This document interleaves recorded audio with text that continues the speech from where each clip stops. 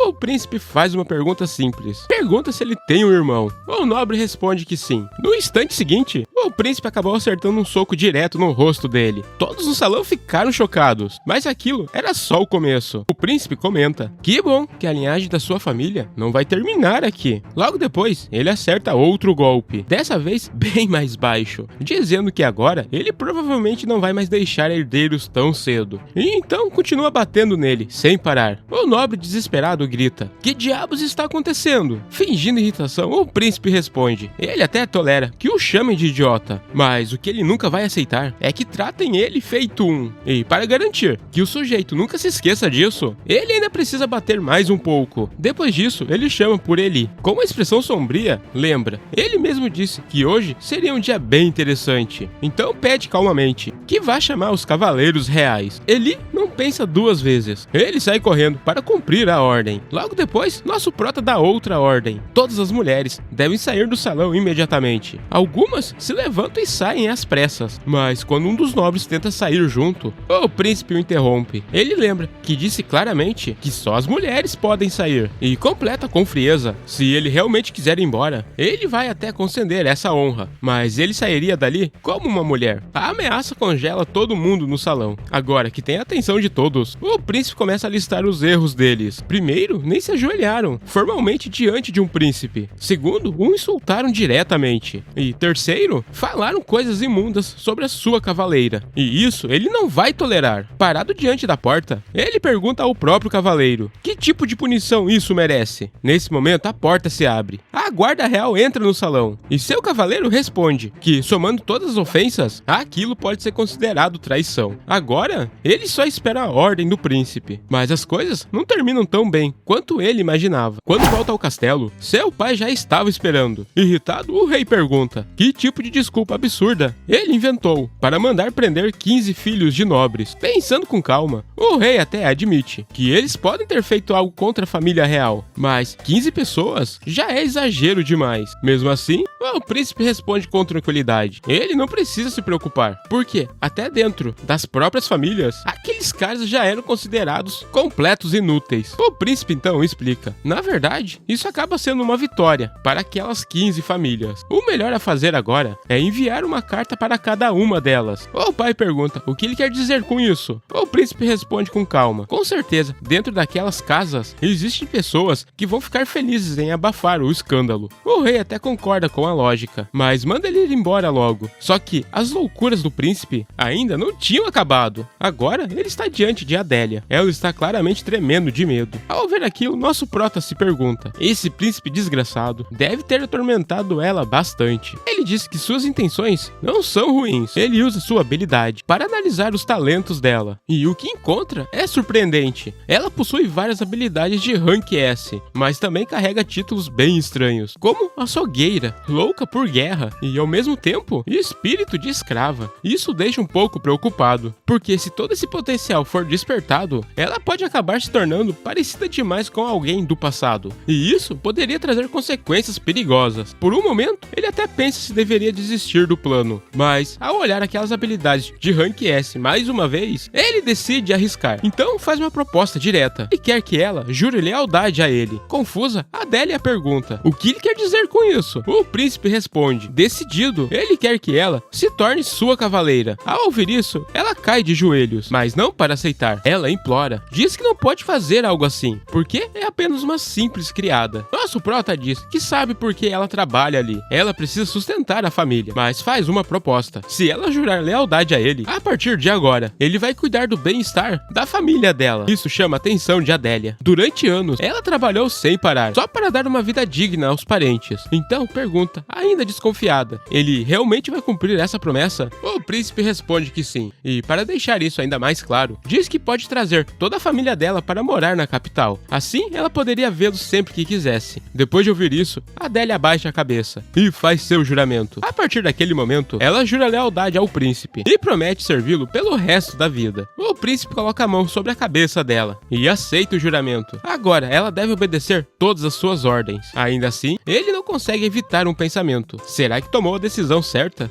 Mas, enquanto isso, os rumores sobre ele só aumentam. Agora dizem que ele capturou uma grande cavaleira, reuniu filhos de nobres só para espancá-los, e ficou tão louco que nomeou até uma criada como cavaleira. E enquanto pensa em todos esses rumores espalhados pelo reino, nosso prota não consegue acreditar. Esses nobres idiotas não fazem nada, além de inventar rumores sobre ele. E o pior é que isso só traz problemas. Nos últimos dias, ele encontrou o pai, o tio e até o próprio irmão, e todos estavam estavam rindo dele. Mas a situação piora ainda mais quando sua mãe aparece. Ela diz que achou que ele tinha melhorado, mas pelo visto ele está voltando aos velhos hábitos. Só que para ela, isso é até uma boa notícia, porque como mãe, já está pensando em arrumar uma noiva para ele. Aquilo deixa o príncipe completamente sem palavras. Algumas horas depois, a Adélia está sentada diante dele. Então, nosso prota explica que vai ensiná-la a criar um coração de mana. Sem nem dar tempo para que ela se prepare, ele conjura uma pequena esfera de mana e começa a guiá-la para dentro do corpo dela. Talvez o mundo já tenha esquecido da lendária Marquês da Espada, mas ele não. E se a Adélia realmente for sua descendente, então esse poder ainda está adormecido dentro dela. Tudo que ele precisa fazer é despertá-lo. E para surpresa dele, isso acaba sendo muito mais fácil do que imaginava, porque naquele instante, a Adélia consegue formar o seu próprio coração de mana, sem sofrer nenhuma consequência. Mas isso cobra um preço. Logo depois, o prota cai de joelhos. Ele usou muito mais mana do que imaginava. Mesmo exausto, diz para Adélia que ela já pode ir. Antes de sair, ela se inclina diante dele e repete o juramento. Vai servi-lo pelo resto da vida. Ele responde que espera que ela nunca esqueça disso, mesmo que no fundo tenha um pouco de receio, por causa daqueles traços estranhos e perigosos que ela possui. Os dias se passam. Então, seu cavaleiro informa uma novidade. Bernardo L. está sob custódia, como principal testemunha do incidente, e dentro de 4 meses haverá um julgamento. O prota acha exagero. Fazer um julgamento por algo tão pequeno parece ridículo. Para mudar o assunto, ele pergunta a Adélia se ela conseguiu estabilizar o coração de mana. Ela responde que sim, conseguiu fazer isso em apenas uma noite. Ao ouvir isso, ele se levanta e diz que vá se trocar. Está na hora do primeiro treino deles. Pouco depois, os dois vão para o pátio. Enquanto o príncipe se aquece, seu tio aparece, olha para a cena e pergunta, confuso, que diabos estão fazendo agora? Ele responde que é óbvio, está aquecendo para o treinamento. Mas o tio, irritado, diz que sabe muito bem do que ele está falando. Afinal, a Adélia está correndo pelo campo inteiro. O príncipe comenta que ele já deve ter ouvido os rumores. Ele realmente nomeou aquela criada como cavaleira. O tio se irrita ainda mais. Pergunta se ele acha que o título de cavaleiro é algo que pode simplesmente dar para qualquer pessoa. Mas o príncipe rebate na mesma hora. Pergunta desde quando o tio ficou tão intrometido. Nesse momento, a Adélia para na frente deles. Ofegante, ela diz que terminou as 10 voltas. Nosso prota diz que o aquecimento acabou. Agora é hora do próximo nível. Ele pega a espada e manda ela memorizar os movimentos. Então começa a demonstrar o estilo do caçador de dragões. Quando termina, entrega a espada para ela. Agora é a vez dela. A Adélia, segurando a espada com confiança, mas de repente, o olhar dela muda completamente. Uma frieza assustadora aparece em seus olhos. No segundo seguinte, ela repete os movimentos perfeitamente. Cada golpe, cada passo, tudo idêntico. Isso deixa o tio e o prota impressionados. Mas nosso garoto, na verdade, fica mais assustado do que impressionado, porque ele se lembra de um detalhe. A Adélia possui o traço espírito de escrava. E isso significa que ela só vai seguir alguém apenas se essa pessoa for mais forte do que ela. Se ele vacilar, ela pode ultrapassá-lo rapidamente. E considerando o passado que ela carrega, talvez um dia ela seja capaz de enfrentá-lo. Mas surge outro problema. O tio começa a demonstrar interesse em Adélia. Na mesma hora, o príncipe avisa, para nem pensar nisso. Ela pertence a ele. O tio apenas sorri e provoca, dizendo o que exatamente ele poderia oferecer a essa garota. Afinal, é só um novato, que empunha a espada há poucos meses. Não deveria agir como se fosse alguém importante. Enquanto os dois se encaram, uma enorme quantidade de mana começa a vazar dos dois lados. No fundo, nosso prota até sabe que o tio tem razão, mas, mesmo assim, não vai deixar que tirem a Adélia dele. Com um tom firme, ele responde que odeia quando pegam algo que lhe pertence. Mas, no momento em que diz isso, algo estranho acontece. Uma força sombria começa a tomar conta dele. De repente, ele sente como se estivesse afundando em um mar infinito. Ele percebe a verdade. Esse corpo ainda é fraco. Por pouco, ele não é consumido pela espada demoníaca. Sua personalidade descontrolada. Mas, no último instante, ele consegue recuperar o controle. Então, libera uma enorme explosão de mana pelo corpo. Mesmo assim, o tio não se intimida e responde com frieza. Um cavaleiro comum consegue salvar 10 vidas, pois um cavaleiro de elite é capaz de salvar 100 pessoas no campo de batalha. Mas aquela pequena garota talvez tenha potencial para salvar até 1000 pessoas. Por isso, ele não quer um talento desses sendo desperdiçado. O prota percebe que o tio está falando sério. Afinal, não é por acaso que ele é conhecido como o comandante da Fortaleza do Norte. Mas, antes que a conversa continue, a Adélia entra no meio. Ela deixa claro que seu coração e sua lealdade pertencem ao prota. E não importa o quanto insistam, ela nunca vai seguir outra pessoa. O príncipe dá um leve sorriso. Pelo visto, o traço espírito de escrava acabou sendo bem conveniente novamente. Então ele lembra o tio de uma coisa: o objetivo dele ali era apenas perder peso. E como isso já aconteceu, não há mais nada para ele fazer naquele lugar. O tio diz que entendeu, mas nos dias seguintes, ele passa a visitar o palácio constantemente, sempre observando a Adélia. Mesmo assim, ele não interfere, nem dá um simples conselho. E para surpresa dos dois, a Adélia desperta a aura da espada em pouquíssimo tempo. Mas isso só irrita o tio. Ele acusa o príncipe. Ao ensiná-la a forma do coração de mana, ele acabou limitando o futuro dela. Com um tom frio, o príncipe manda que vá embora, mas o tio ignora e continua dizendo que aquela garota tinha um potencial enorme e que, por pura arrogância, o príncipe acabou arruinando tudo. Irritado, o príncipe ordena que Car leve seu tio para fora da fortaleza, mas o próprio tio se recusa. Diz que não é necessário, porque nunca mais iria voltar ali. Depois que ele vai embora, Adélia pergunta, preocupada, se aquilo que ela aprendeu foi só um truque barato. O príncipe responde que não. O problema é que as pessoas dessa era esqueceram o que é um verdadeiro coração da espada. Assim que descobriram um método mais fácil, simplesmente abandonaram o poder antigo, como se fosse um par de sapatos velhos, sem perceber o grande erro que estão cometendo. No dia seguinte, seu tio aparece novamente. Ué, ele não disse que não voltaria mais? Jogando uma espada de treino para ele, o tio o desafia para um duelo, mas impõe uma condição. Para ser justo, ele vai lutar usando apenas um anel de mana e faz uma promessa: se o prota conseguir fazê-lo recuar um único passo, ele vai reconhecê-lo como um verdadeiro guerreiro. Nosso prota responde que isso não o interessa. Em vez disso, quer que ele realize um desejo. O tio aceita. Enquanto começa a reunir mana na espada, ele diz: se isso acontecer, vai ensinar a ele a técnica secreta da família. Nosso prota assume a posição de combate, mas responde com calma que não é exatamente isso que ele quer. Mesmo assim, já serve como motivação suficiente para lutar. No mesmo instante, o prota parte para o ataque, mas o tio desvia com facilidade e ainda provoca. O estilo dele é selvagem demais, já vai direto mirando no pescoço dele. Mesmo assim, Adrian não para. Ele dispara uma sequência de golpes, mas o tio bloqueia todos com tranquilidade, até que, em um momento, ele levanta a espada para segurar um ataque direto. Nesse instante, o prota recua alguns passos, tentando ganhar espaço. Vendo isso, o tio provoca: se já está desistindo. Adrian responde que não. Ele admite uma coisa: mesmo limitando o próprio poder, seu tio ainda é extremamente forte. E ele percebe outra coisa: o tio está esperando que ele use coração de mana, só para quebrar o ataque e fazê-lo passar vergonha. Mas o prota apenas sorri e diz que acha curioso. 400 anos atrás, contáveis cavaleiros com o coração de mana realizaram feitos lendários, mas os cavaleiros de hoje, só porque encontraram um método mais fácil, acham que são superiores aos antigos. O tio perde a paciência e manda ele ir direto ao ponto. Então, Adrian responde: o problema não é que o coração de mana ficou fraco com o tempo. Na verdade, quem ficou fraco foram os mestres que vieram depois. Ele continua explicando: essa técnica muda dependendo de quem a usa. Mas então pergunta outra coisa. Ele quer saber se o tio conhece o poema da bravura marcial. O tio se irrita e manda que Adrian para de dizer bobagem. Afinal, eles estão no meio de um duelo. Nosso prota responde que já esperava essa reação. E, justamente por isso, ele vai mostrar algo que os cavaleiros dessa era esqueceram. Então, nosso garoto começa a recitar palavras estranhas. A técnica que ele está usando se chama o canto da espada. Essa habilidade transforma as próprias experiências do cavaleiro na fonte de um novo poder. E, nesse caso, Adrian está usando a façanha de ter enfrentado 20 cavaleiros iniciantes ao mesmo tempo. Ao invocar essa lembrança, ele cria um novo traço de poder. O nome dessa habilidade é o Poema da Bravura Marcial. Logo em seguida, uma grande quantidade de mana começa a se espalhar pela espada. Então ele revela: esse é o verdadeiro poder do coração de mana. Mas o tio não se impressiona. Ele diz que não importa o que faça, o resultado será o mesmo. Segundo ele, o coração de mana nunca será capaz de derrotar a corrente de mana. Só que o prota não responde. Sem dizer mais nada, ele simplesmente avança para o ataque. Dessa vez, o tio é obrigado a usar a espada para bloquear. Mesmo assim, ele admite uma coisa: o anel de mana realmente é eficiente para criar um contra-ataque. Mas isso não é o problema. Mais uma vez, Adrian ativa o canto da espada. Ele se lembra das batalhas contra aqueles 20 cavaleiros iniciantes. Eles lutaram mais de 3 vezes cada. No total, foram mais de 100 combates em um curto período. E ele transforma essa experiência em mais poder. Então, avança novamente. Agora, seus golpes estão mais fortes. Enquanto bloqueia os ataques, o tio comenta que precisava admitir uma coisa: o prota conseguiu resistir mais do que ele esperava. Mas logo em seguida, ele desfere um golpe poderoso e manda o nosso garoto voando vários metros para trás. Aproveitando esse pequeno momento de pausa, o tio pergunta o que exatamente ele está tentando fazer. O prota responde que nem todos os corações de mana são iguais, e é justamente isso que ele está tentando provar. Mas dessa vez, o tio toma a iniciativa. Ele dispara vira para frente e acerta Adrian novamente. O impacto o joga contra a grande muralha. Mesmo assim, Adrian se levanta. Vendo aquilo, o tio repete. Admite que essa luta durou mais do que esperava, mas o Prota ainda não desistiu. E então revela algo importante. O verdadeiro erro dos cavaleiros de 400 anos atrás foi não deixar oponentes dignos para gerações futuras. Por causa disso, técnicas antigas, os contos da espada, usados para derrotar dragões e até reis gigantes, acabaram sendo esquecidas com o tempo. Foi assim que os cavaleiros começaram a enfraquecer com o tempo, e por isso passaram a buscar outros métodos de poder. O Prota até admite uma coisa: a corrente de mana realmente é impressionante, mas afirma que com esse tipo de poder, os cavaleiros jamais alcançariam a verdadeira transcendência. Então ele continua: todos os cavaleiros dessa era esqueceram algo muito importante, mas agora ele vai lembrá-los disso. De repente, uma energia estranha começa a envolver todo o seu corpo. Esse é o poema do verdadeiro caçador de dragões. Com esse novo poder, Adrian avança novamente. O tio bloqueia o ataque, mas sente imediatamente que aquele golpe é perigoso. Sem escolha, ele usa 4 anéis de mana. O impacto explode pelo campo, e Adrian é lançado para longe. Quando a poeira começa a baixar, o Prota ainda tenta se levantar, e lembra algo ao tio. Ele disse que lutaria usando apenas um anel. Respirando com dificuldade, ele conclui. Então, o conde acaba de perder. Logo depois disso, Adrian desmaia. Enquanto está inconsciente, ele sente algo estranho em seu sonho. A essência de um dragão parece estar tentando devorá-lo. Assustado, ele abre os olhos e sente uma dor intensa. O poder do poema da bravura marcial cobrou seu preço. Seu corpo ainda não consegue controlar um poder tão grande, mas, sendo sincero, para ele, valeu totalmente correr esse risco. Ele então se senta para absorver um pouco mais de mana, mas o sorriso em seu rosto simplesmente não desaparece. Afinal, ele finalmente conseguiu criar a sua própria bravura marcial. Depois de absorver mana, seus atributos aumentaram um pouco. Nesse momento, Adélia aparece. Ela fica claramente aliviada ao ver que ele está bem, mas logo começa a explicar o que aconteceu depois que ele desmaiou. Segundo ela, a mãe dele apareceu no campo e deu uma bronca pesada no irmão. Afinal, ele quase acabou matando o próprio sobrinho. Ao ouvir isso, nosso garoto apenas soltou um pequeno sorriso. Ele merecia mesmo. Mesmo assim, Adélia diz que o tio deixou um recado. Quando ele acordasse, deveria ir visitá-lo. Mas Adrian tem outros planos. Ele simplesmente se deita de novo e pede que não diga a ninguém que ele acordou. Desde o momento que abriu os olhos, seu coração não parou de tremer. Se ele não se recuperar direito, depois de usar aquela habilidade, o preço pode ser alto demais. A realidade e suas memórias podem começar a se misturar, e agora que possui um corpo humano, sua mente pode acabar se fragmentando. Ao lembrar de um antigo aluno, ele terminou exatamente assim. Um arrepio percorre em seu corpo. Ele definitivamente não quer passar por isso. Só de imaginar já dá calafrios. Depois disso, um dia se passa. Durante a conversa com Adélia, ele começa a falar sobre a ancestral dela. Segundo Adrian, ela foi um dos grandes heróis do passado, algo que para Adélia ainda é difícil de acreditar. Adrian diz que ela ainda tem um longo caminho até alcançar o nível daquela ancestral, mas também deixa claro que isso não é impossível. Logo depois, ele faz uma pergunta: por que ela quer aprender a espada? A Adélia fica um pouco envergonhada. Por um momento, parece até que não vai responder, mas juntando coragem, ela finalmente fala. Ela treina porque quer se tornar a espada pessoal dele. Essa resposta surpreende o Prota. A maioria dos poemas de bravura costumam nascer no campo de batalha, mas alguns começam com um juramento. Nesse instante, o corpo de Adélia começa a transbordar de mana. Essa energia flui diretamente para o Prota. Isso acontece por causa do poema de bravura da Adélia. Às vezes, um poema de bravura influencia outras pessoas, e o poema da servidão é um hino dedicado ao mestre. Agora, os dois possuem uma nova conexão, mas o efeito não beneficia apenas Adrian. Sem perceber, Adélia acabou criando seu próprio poema. Adrian fica surpreso. Isso nunca aconteceu com nenhum de seus antigos alunos, mas, pelo jeito, ele também vai se beneficiar do crescimento dela. E agora, o que ele mais espera é que Adélia continue ficando mais forte. Depois disso, alguns dias se passaram. Agora, diante dele está a sua mãe, mas a expressão dela é claramente preocupada. Com a voz suave, ela começa a explicar algo. O tio dele não queria machucá-lo de verdade. Desde pequeno, ele foi criado apenas com a espada, e por isso, ele nunca aprendeu direito como lidar com as pessoas. Mesmo sendo alguém duro e rígido, ela garante que ele se importa muito com Adrian. Então, faz um pedido, que ele não odeie o tio, mas na verdade, isso nem é necessário. O Prota está bastante satisfeito com o que aconteceu naquele dia. Afinal, quando seu poder explodiu, ele conseguiu forçar o tio a usar 4 anéis de mana, e isso pode ter duas consequências. A primeira, o orgulho dele pode pode ter sido ferido, fazendo-o afundar em frustração. Mas a segunda possibilita, e é muito mais interessante. Ele pode superar isso e alcançar um novo nível de poder. No fim, tudo depende dele. Nesse caso, a mãe acrescenta algo. Durante todo o treinamento, o tio parecia muito orgulhoso dele. Inclusive, chegou a pedir ao pai para que retire o castigo de Adrian. Mas justamente no dia em que o castigo foi retirado, Adrian acabou aprisionando 15 filhos de nobres. E isso também acabou afetando o tio. O prota fica pensando. Ele não sabia que o tio tinha interferido por ele. E agora começa a se perguntar o que exatamente aquele homem quer dele. Os dias continuam passando. E como ainda não deixam sair do quarto, decidem enviar um velho estudioso para que continue com seus estudos. No começo, ele até fez um grande escândalo. Mas o velho acabou dando um jeito de convencê-lo a estudar. Quando percebeu, Adrian já tinha passado o dia inteiro ouvindo histórias e mais histórias. Quando a noite chegou e o velho finalmente foi embora, Adrian percebeu que tinha sido enganado. O homem basicamente o prendeu numa aula de história o dia todo. Mas isso também não resolveu seu tédio. Então, ele fica apenas se revirando na cama, até que Adele entrou no seu quarto. Ela avisa que seu tio acabou de chegar. Com um tom arrogante, Adrian responde que queria falar com ele mesmo. Podia mandar entrar, mas quando o tio entra, acontece algo que ele não esperava. A primeira coisa que o tio faz é pedir desculpas. Ele admite que quebrou a promessa que tinha feito, e por causa disso, acabou ferindo o Adrian. O prota tenta explicar que o desmaio não teve nada a ver com ele, foi apenas o preço por usar um poder que não deveria ter usado. Mas então se lembra das palavras da mãe. A reputação do tio também foi afetada por causa dele. Por isso, Adrian decide ficar em silêncio. Nesse momento, o tio diz algo extremo. Se o prota quiser, ele entregaria até o próprio braço como compensação. E isso só deixa o prota ainda mais irritado. Afinal, aquele homem, alguém que no passado seria um grande mestre da espada, está preso em um demônio interno tão insignificante. Então, o príncipe toma uma decisão. Vai pedir uma coisa, e diz isso sendo generoso. O que ele quer é fazer uma viagem. O tio pergunta se ele quer sair até os arredores da cidade, mas o prota balança a cabeça. Diz que não. Ele quer ir para bem mais longe, para qualquer lugar distante dali. O tio suspira e explica uma coisa. Organizar uma viagem assim leva bastante tempo. O prota então lembra o tio de uma coisa. Dentro de uma semana, vai acontecer o grande banquete real. Ou seja, tempo é o que não falta. O tio concorda, mas para aliviar o tédio dele, propõe algo antes disso. Daqui a 2 dias, ele vai visitar uma vila próxima, e Adrian pode ir junto. Depois disso, o tio simplesmente vai embora do quarto. Nesse momento, o prota percebe o olhar em seu cavaleiro. Então pergunta se aconteceu alguma coisa. O homem responde que tudo aquilo foi inesperado. Ele achou que o príncipe iria pedir algo absurdo, mas o prota confessa a verdade. Ele se sentiu mal pelo tio, vendo ele agir daquela forma. Por isso, tentou ser o mais gentil possível. Isso fez o guarda cair na risada. Logo depois, a Adélia entra no quarto. Ela diz que acabou de chegar uma carta. A carta era de Arwen. Na mensagem, ela conta que conseguiu um segundo anel de mana e que em breve poderá se juntar a ele. E assim